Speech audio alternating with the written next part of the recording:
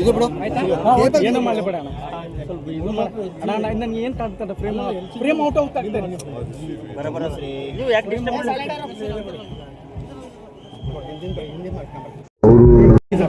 ಅಣ್ಣ? Please please frame out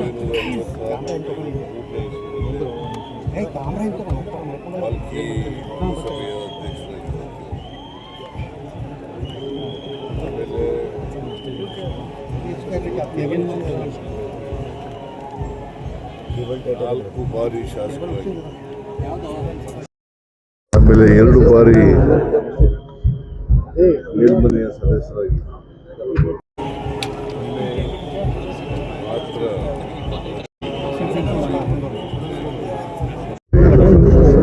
ಒಮ್ಮೆ ಮಂತ್ರಿಯಾಗಿ ಅವರು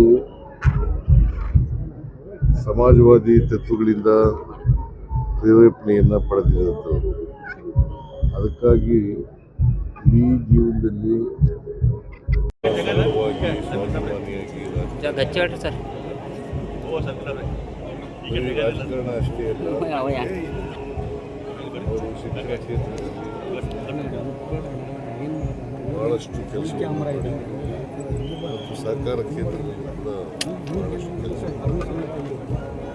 ಬಹುಶಃ ಅವರು ಮಹಾತ್ಮ ಗಾಂಧೀಜಿಯವರಿಂದ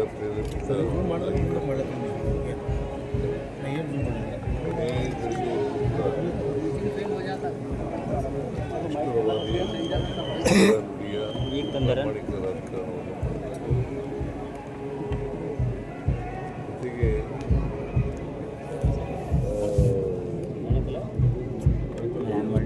ಕ್ಷೇತ್ರ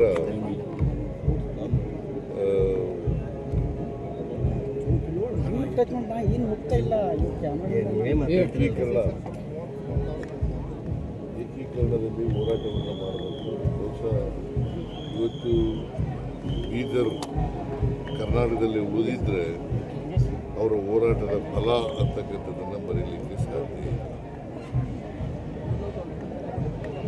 ಆಮೇಲೆ ಅವರು ಕರ್ನಾಟಕ ಹೈದರಾಬಾದ್ ಕರ್ನಾಟಕ ವಿಮೋಚನಾ ಇದರಲ್ಲೂ ಕೂಡ ಭಾಗವಹಿಸಿ ಜೀವನದ ಉದ್ದಕ್ಕೂ ಕೂಡ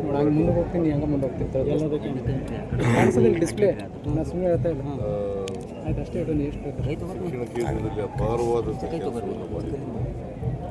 ಜೊತೆಗೆ ಸಹಕಾರ ಕ್ಷೇತ್ರದಲ್ಲಿ ಕೂಡ ಯಶಸ್ಸಿಗೆ sugar factory, Mahatma Gandhi sugar ಫ್ಯಾಕ್ಟ್ರಿಗಳು ಕೂಡ ಅವರೇ ಮಾಡಿದ್ದು. ಸೊ ಹೀಗೆ ಸಹಕಾರ ಕ್ಷೇತ್ರ, ಶಿಕ್ಷಣ, ರಾಜಕಾರಣ ಇಲ್ಲಿ ತಮ್ಮನ್ನು ತೊಡಗಿಸಿಕೊಂಡು ಬಹಳ ದೀರ್ಘಕಾಲ ರಾಜಕಾರಣವನ್ನು ಮಾಡಿದರು. ನಾನು ಅವರ 100 ವರ್ಷ ತುಂಬಿದಂಥ ಸಂದರ್ಭದಲ್ಲಿ ಬಂದಿದ್ದೆ, ನಾಲ್ಕಿಗೆ ಬಂದಿದ್ದೆ. ಆ ಕಾರ್ಯಕ್ರಮದಲ್ಲಿ ಕೂಡ ಭಾಗವಹಿಸಿದ್ದೆ. ಅವರು ಭಾಳ ವರ್ಷ ಬಾಳಲಿ ಅಂತೇಳಿ ನಾನು ಅವರಿಗೆ ಶುಭವನ್ನು ಹಾರೈಸ್ತಕ್ಕಂಥ ಕೆಲಸವನ್ನು ಮಾಡಿದ್ದೆ.